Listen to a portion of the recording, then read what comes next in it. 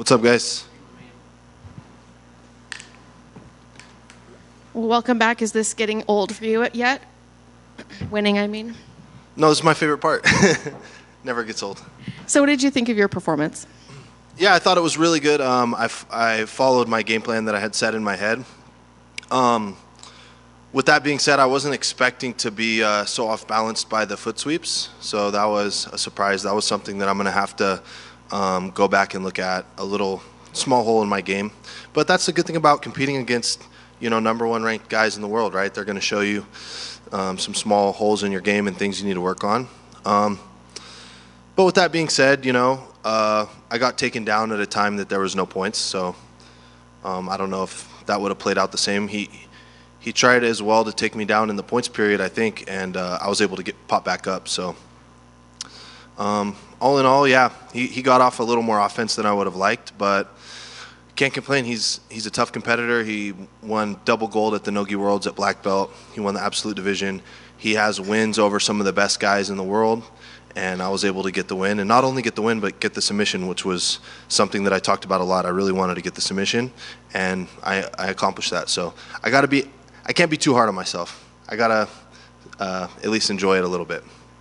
I don't watch a ton of jiu-jitsu, so this question may sound weird, but it seemed a little bit more violent than normal. Like he seemed a little bit more violent. Oh, yeah. Slapping and kicking and that sort of thing. Is that normal for you? I mean, I like that. So, he started kicking me and smacking me, and I was smacking him back. We were headbutting each other. You could taste your own blood a little bit. I used to do MMA, so for me, it's all good, Let's freaking scrap. So it was fun, man. And I thought that if the match turned out that way, violent, more of like a fight, I thought that would favor me because I have the experience in MMA. I've been in real fights. I had a lot of hours sparring, so I've been kicked in the legs before.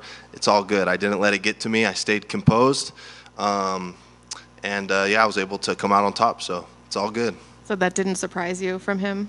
No, he always kind of competes like that. He's a scrappy dude, so no surprise. I know we talked a little bit yesterday about who you want to compete against next. Has that changed since yesterday? Because it seems like it's changed for Marigali. So I'm just wondering if it's changed for you, if you still are interested in that match, if you're interested in something else. What's kind of on your horizon? Yeah, I think in Marigali's post-fight interview, I think he wants Craig or Nikki the same as me. Both of us want to get one of those matches just because it's such a big match. It's no disrespect to either one of those guys. Me and Craig already have a history. We've competed against each other 3 times. So I'm not sure if Craig really I'm hearing Craig might not even compete again. So I don't know how much Craig wants to compete. So I know Nikki wants to compete. I know Nikki's agreed to compete against me before. I know the UFC has asked for that matchup before. The UFC seems to really like that matchup. So, man, they take care of me. Steven, Claudia, everyone here takes care of me. So if they want the match with Nicky Rod, even though he's much bigger than me, if that's the match that they want, then I would be okay with doing that next. I think it's an exciting match, and I'm here to test myself against the best guys in the world. So whether it's, I think I would prefer the match with Nikki than Marigali because it seems that Nikki's more popular. When I talk to everyday people that don't really know jiu-jitsu, they always ask about Gordon, Craig, and Nicky Rod. So Marigali's of course, he's very popular, but I think the everyday person knows the name Nicky Rod more so than Marigali. When you say Craig may not compete again, is it here at UFC Fight Pass or wherever? No, I'm not sure. I mean, he's been very successful outside of competition. So he has a great personality. He has a great brand that he's built for himself. And I just don't know if it makes sense for him to really compete that much anymore. And if he does, it seems like he likes to go more of the route of competing against UFC guys and other names outside of the sport. I was watching one of his podcasts where he talked about maybe not even doing the next ADCC. So I can't speak for him. It would be up to him. But from what I'm hearing, it's probably unlikely that that's going to happen from the vibe that I'm getting. Did you get a chance to watch the 3 matches after you? I saw bits of Nicky Rod and Roberto. It looked like a really good match. And then I was able to see the match with Craig and Lovato as well. What did you think of those? I mean, you just said what you thought of Nikki's, but what did you think of the main event? Yeah, Craig's really talented, and he blitzes right away when he competes. And if you're not careful, if you let him get into any kind of leg entanglement, he usually gets a submission. So Craig has amazing jiu-jitsu. He's very, very technical. People kind of hate on him for getting second place and stuff like that, but he has very, very good jiu-jitsu. So, yeah, it looked great. Thank you. Mason, to your left. I got to ask you, so you mentioned that the foot sweeps got your attention, but what caught my attention was the head bobbing. When you guys got in the clinch and he was bouncing your head up and down, did you make anything of that in the moment, or was that just kind of just slipped your mind, you're still going at what you wanted to get done? Yeah, he was shaking my head, and it was kind of like making me dizzy a little bit, but I was thinking like, man, this guy, he's using so much energy. That's why I wasn't really like, if you noticed, when he would be real aggressive and do these like really athletic, like strong, explosive movements, I wasn't giving into it. I just kept playing my game, touching him, pulling down on his head, faking at the legs. So I just kept my composure. Every time he did some really strong movement to me, I knew he was using energy. So I wasn't getting mad like, oh, this guy's pulling on my head. I was thinking like, oh yeah, keep on pulling. It's all good. You're gonna get tired, you know. So yeah, pretty much just went the way I thought it would. It was a tough scrap, but it did take a little bit longer than I thought for him to get tired. You know, once we hit the overtime, I was thinking like, dang, I'm pretty tired too. You know, I wonder how tired he is. But yeah, I was able to score at the end, and so that's what counts. Earlier you mentioned about the physicality, the mind games. Care to elaborate on that a little bit? I was just curious, you know, you're mentioning the head bobbing, you're mentioning you were trying to fatigue him and try to tire him down, and it took a little bit longer. Was there anything, not only that just surprised you, but that you were trying to get done, you're like, oh, I finally got to this point? Yeah, I have a pretty good snap down, and one thing that I was really thinking about a lot is that it would be nice to get a snap down and attack off of that, because his guillotine is so dangerous, right? So if I was able to get a snap down into my own guillotine attempt, or get a snap down and use that to score, like get around to the back or something like that, that would be much smarter than having to shoot in on him where I'm exposing my own neck. So that was the game plan the first 10 minutes. I just wasn't, he has a really strong neck and he stands really tall, so it was hard to get into any type of snap down position. So that's why I was like, okay, you know, I figured I was down on the judge's decision at that point, because he hit a couple nice foot sweeps on me, and I didn't get too much offense going on. So I thought that the momentum was in his favor. So at that point, I had to go ahead and shoot in. And at that point, it's like, all right, if I get guillotine, I get guillotine, but I got to make something happen. I felt like in this invitational, there were a lot of the matches that ended up near the end of the mat and provided a lot of ref stoppages. For you, did you feel like that gave you more advantage or disadvantage in terms of allowing yourself to get more grip or kind of lose the grip that you had in that moment? Yeah, I personally didn't like any time the match stopped in this case, because my goal was to get him tired, you know? So when the ref even stopped us and told us, like, all right, guys, stop being so physical, I was like, all right, come on, let's go. Like, I didn't want to let him get any breaks. And like I said, even though I myself was getting fatigued, I know that I can perform under that fatigue. And so I wanted to just drag both of us into deep water and just see who would survive.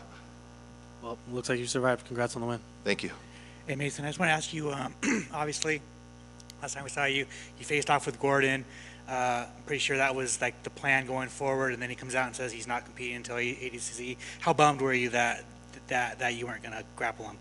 Yeah, I was super bummed, especially the training camp that I had for the match the first time. We flew out Victor Hugo, who obviously you guys have seen. He's an amazing competitor. He's one of the probably top 3 pound-for-pound guys right now in no-gi. We flew him out. We got a lot of good training in with him, and I had a perfect training camp. So that's the thing that sucks the most, right? Is I don't know if I'll ever be able to really replicate that training camp. And you know, it was a 25-minute match. I was in shape to go 25 minutes. You know, I was going with fresh guys every 2 minutes for 25 minutes straight, and I had a really good training camp. So that first time he dropped out, I was super bummed. And then obviously he announced that he's not going to be coming back anytime soon. And at that point, my mindset just switched, because I have been really kind of selective in the competitions that I had been doing leading up to the Gordon match because I didn't want to risk losing a match and then losing all the fans' attention. And, you know, all the fans really were wanting to see that match between me and him.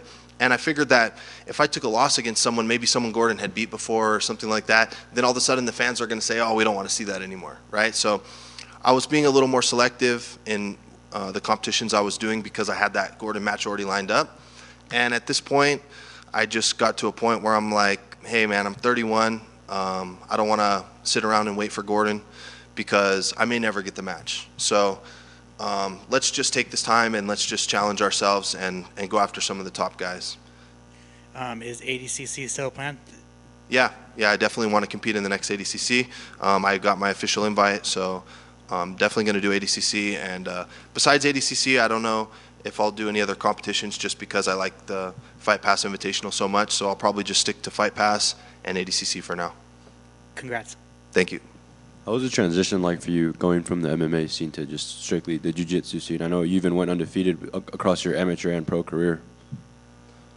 Yeah, I think it was really a blessing that it went that way. I know it's kind of backwards. Most people don't start with MMA. They start with kind of one of the other sports and then go into MMA. But obviously the experience of going into an MMA fight will help you a lot for jiu-jitsu because the stakes are so high in MMA and the adrenaline is so high and you're so nervous, right? So when you go from that, like being able to perform in that environment under that level of stress, and then I started going to these jiu-jitsu tournaments like the Pan Ams and the Worlds and Nogi Worlds. That's how I kind of started off with my, you know, jiu-jitsu career. I felt like I had an advantage over all the other guys in competition experience, even though I hadn't competed in as many jiu-jitsu tournaments as them. Like maybe I had done 10 jiu-jitsu tournaments and some of the other guys had done 100 already. But I still had the advantage in competition because I was under those super high stress environments.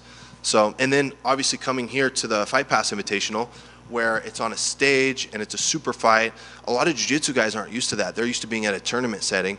But I've been doing competitions like that since I was 19 years old in cages with a guy trying to knock me out, right? So I think it definitely helped with the experience. And then on top of that, just the physicality. Like you saw tonight, me and Pedro were just scrapping, and a lot of jiu-jitsu guys will just fold under that pressure. You don't see a lot of, you know, jiu-jitsu's like the gentle art. Guys come and pull guard and do like barambolos and stuff like that. And then if you really start to put the pressure on them and get real physical with them, sometimes they'll break. But for me, obviously, I'm used to doing MMA, so it's just a lot harder of a sport. Another site for you is on the Fight Pass Invitational events and in the fall for ADCC, but would you ever dip your toes back into the MMA scene one day? I don't think so, just because like I'm 31 now, and my goal before was to fight in the UFC. That was like my 100% life's plan. I put everything into that, and at this point now I'm 2-0 as a pro, so realistically if I wanted to make it to the UFC, it would take 3 years of doing like local cards and making like $500, $1,000, training full time. It just doesn't make sense when I have this platform to compete on. Congratulations. Thank you. Thank you guys. Appreciate it.